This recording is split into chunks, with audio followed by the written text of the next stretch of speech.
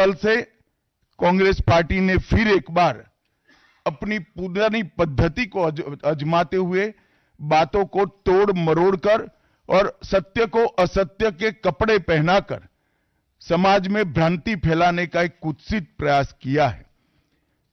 संसद में जब चर्चा हो रही थी, ये सिद्ध हो गया कि बाबा साहेब आंबेडकर का कांग्रेस ने किस तरह से पुरजोश विरोध किया था।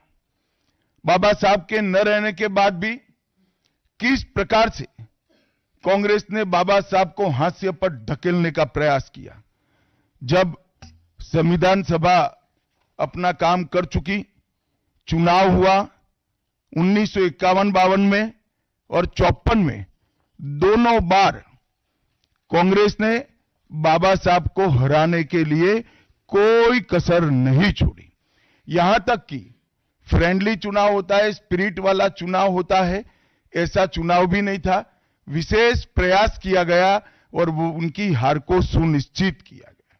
जहां तक भारत रत्न देने का सवाल है, कांग्रेस के नेताओं ने कई बार खुद ही अपने आप को भारत रत्न दिए हैं। 55 में नेहरू जी ने खुद को भारत रत्न दे दिया, 71 में इंदिरा जी ने खुद को भारत रत्न दे दिया और 1990 में बाबा साहब को भारत रत्न तब मिला जब कांग्रेस पार्टी सत्ता में नहीं रही और भारतीय जनता पार्टी के समर्थन वाली सरकार थी। 1990 तक कांग्रेस पार्टी बाबा साहब को भारत रत्न न मिले, इसका बड़े जतन से प्रयास करती रही। यहां तक कि बाबा साहब की जयंती को भी, 100वीं जयंती को भी मनाने का मना ही कर दिया गया। नेहरू जी की आंबेडकर जी के प्रति नफरत जग जाहिर है। नेहरू जी की खुद की किताब selected works of Jawaharlal Nehru second series volume 16, इसके भाग 2 की पृष्ठ संख्या 532 पर एक पत्र का उल्लेख है। जब बीसी राव ने नेहरू जी को पत्र लिखकर कहा कि आंबेडकर जी मंत्रिमंडल से इस्तीफा देकर जाने का मन बना रहे हैं, तब नेहरू जी का एक जवाब था, आंबेडकर के जाने से मंत्रिमंडल में कोई फर्क नहीं पड़ने वाला है। आंबेडकर जी के महान योगदान का मूल्यांकन जवाहरलाल जी किस तरह से करते थे, इससे बड़ा कोई उदाहरण नहीं हो सकता। जब पंडित जी की एक और किताब को पढ़ते हैं, लेटर टू चीफ मिनिस्टर में एक उल्लेख है, बंबई के मेयर ने एक पत्र में बाबा साहब के आंबेडकर के जन्मस्थान महू में उनका स्मारक बनाना चाहिए, ऐसा सुझाव दिया। 18 जून 1959 को पंडित जी ने कहा, सरकार के लिए स्मारक स्थापित करना बिल्कुल सामान्य बात नहीं होगी।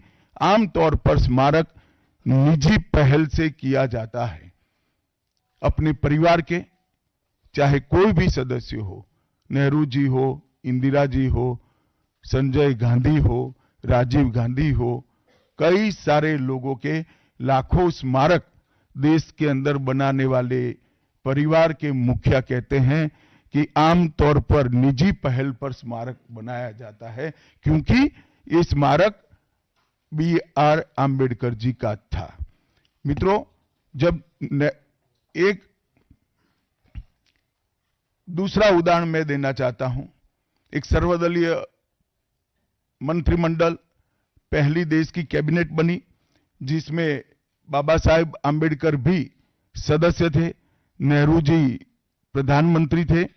नेहरू जी की किताब selected works of Jawaharlal Nehru में एक और उल्लेख आता है, नेहरू जी के आश्वासन के बावजूद आंबेडकर जी को कोई महत्वपूर्ण विभाग नहीं दिया गया और ये स्पष्ट इसके अंदर उल्लेख है कि सरकार की नीतियों, विशेषकर विदेश, रक्षा और अनुसूचित जाति और जनजाति से जुड़ी हुई नीतियां और 370 के खिलाफ आंबेडकर जी थे। जब एक और कांग्रेस पार्टी है, बाबा साहेब आंबेडकर का कोई स्मारक जब तक कांग्रेस सत्ता में रही बड़ा नहीं बना, जहां जहां विपक्ष की सरकारें आती गई, स्मारक बनते गए। भारतीय जनता पार्टी की सरकारों ने और नरेंद्र मोदी जी की सरकार ने बाबा साहब के जीवन के संबंधित पंच तीर्थ का विकास किया। मध्य प्रदेश में महू, लंदन में वो स्थान जहां बाबा साहब पढ़ते थे, नागपुर में दीक्षा भूमि, दिल्ली में महापरिनिर्वाण स्थान और महाराष्ट्र के मुंबई में स्थित चैत्य भूमि का विकास करने का काम भारतीय जनता पार्टी की सरकारों ने किया।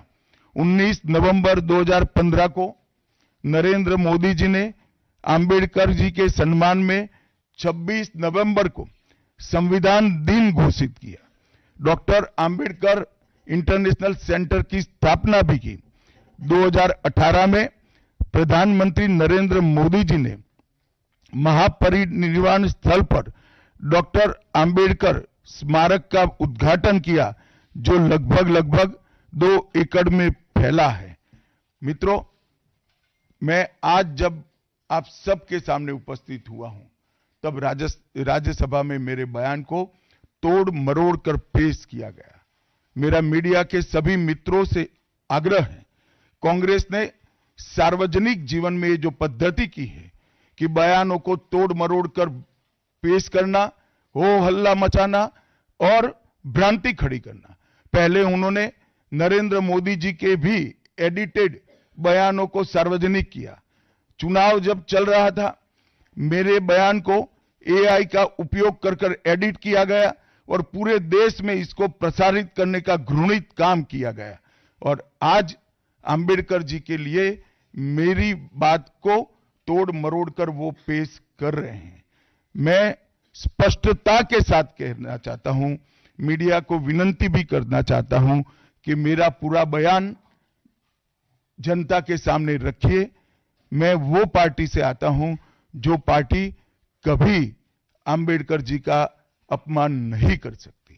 पहले जनसंघ और फिर भारतीय जनता पार्टी ने हमेशा अंबेडकर जी के सिद्धांतों के आधार पर चलने का प्रयास किया है। जब जब भारतीय जनता पार्टी शासन में रही, अंबेडकर जी के सिद्धांतों का हमने प्रचार प्रसार किया है। आरक्षण को और मजबूत करने का काम भारतीय जनता पार्टी ने किया है। इन्होंने जिस प्रकार से आरक्षण को भी विरोध किया, वो भी हम सब जानते हैं। पिछड़ा वर्ग आयोग, काका साहेब कालेलकर आयोग 53 में बना, 55 में रिपोर्ट आई, आज तक वो रिपोर्ट को लागू नहीं किया गया। 31 दिसंबर 1980 को मंडल आयोग बना, मंडल आयोग की रिपोर्ट आई। 80 में इंदिरा जी ने मंडल आयोग को ठंडे बस्ते में डाल दिया। 90 में जब गैर कांग्रेसी सरकार आई, तब मंडल आयोग की रिपोर्ट लागू हुई। उस वक्त राजीव गांधी विपक्ष के नेता थे और जब मंडल आयोग की रिपोर्ट लागू हुई, प्रस्ताव संसद में आया, राजीव जी ने अपने जीवन का सबसे लंबा भाषण ओबीसी के आरक्षण का विरोध करने के लिए किया। आज मैं फिर से एक बार आग्रह के साथ मीडिया को बताना चाहता हूं, सच्चाई को जनता तक पहुंचाना चाहिए। मेरी पूरी बात बहुत स्पष्टता के साथ, कोई कंफ्यूजन के बगैर राज्यसभा के रिकॉर्ड पर है। आज भारतीय जनता पार्टी के सैकड़ों कार्यकर्ताओं ने ट्वीट कर भी इस सत्य को लोगों के बीच में पहुंचाया है। और जिन्होंने जीवन भर बाबा साहब का अपमान किया, जिन्होंने जीवन भर बाबा साहब के सिद्धांतों को दरकिनार किया, जिन्होंने जब तक सत्ता में रहे बाबा साहब को भारत रत्न मिलने नहीं दिया, जिन्होंने जब तक सत्ता पर रहे आरक्षण के सिद्धांतों की धज्जियां उड़ाई, वो लोग आज बाबा साहेब आंबेडकर के नाम पे भ्रांति फैलाना चाहते हैं। मैं कांग्रेस के अध्यक्ष खरगे जी को भी कहना चाहता हूं, खरगे साहब, आपका तो कम से कम दायित्व तो बनता है, क्योंकि आप उस वर्ग से आते हो जो वर्ग के लिए बाबा साहब आंबेडकर जी ने पूरा जीवन समर्पित किया। आपने कम से कम कांग्रेस के एक कुत्सित प्रयास में सपोर्ट नहीं करना चाहिए था। मुझे बड़ा दुख है कि आप भी राहुल गांधी जी के दबाव में इसके अंदर शामिल हुए हो। मित्रों, आज जब हम सब यहां बैठे हैं, मैं फिर से एक बार कहना चाहता हूं, कांग्रेस के पास इस संविधान के ऊपर की चर्चा में बाबा साहेब आंबेडकर विरोधी कांग्रेस है, इसका कोई जवाब नहीं बचा। संविधान विरोधी कांग्रेस है, इसका कोई जवाब नहीं बचा। कांग्रेस आरक्षण विरोधी है, इसका कोई जवाब नहीं बचा। कांग्रेस सावरकर विरोधी है, इसका भी कोई जवाब नहीं बचा। कांग्रेस ओबीसी विरोधी है, उसका भी कोई जवाब नहीं बचा। आपातकाल का पाप कांग्रेस के ही समय में हुआ, इसका भी कोई जवाब नहीं बचा। नारी सम्मान का विरोध भी कांग्रेस ने ही किया, वो प्रस्तापित हो गया। न्यायपालिका का अपमान ही कांग्रेस ने ही किया, वो भी प्रस्तापित हो गया। भारत की भूमि को भी संविधान को दरकिनार कर विदेश को सौंपने का पाप भी कांग्रेस ने ही किया, ये भी प्रस्तापित हो गया। तब फिर से एक बार चिर परिचित अपनी पुरानी नीति पर कांग्रेस आई है और उन्होंने मेरे बयान को तोड़ मरोड़ कर आधा ही दिखाकर जनता के सामने रखना और भ्रांति फैलाने का प्रयास किया है। कृपया मेरा पूरा बयान आप सभी लोग जनता तक पहुंचाइए, तो दूध का दूध और पानी का पानी हो जाएगा। मैं उस पार्टी से आता हूं, उस संस्कृति से आता हूं, जो स्वप्न में भी बाबा साहब के विचारों का या बाबा साहब के स्वयं का अपमान नहीं कर सकती।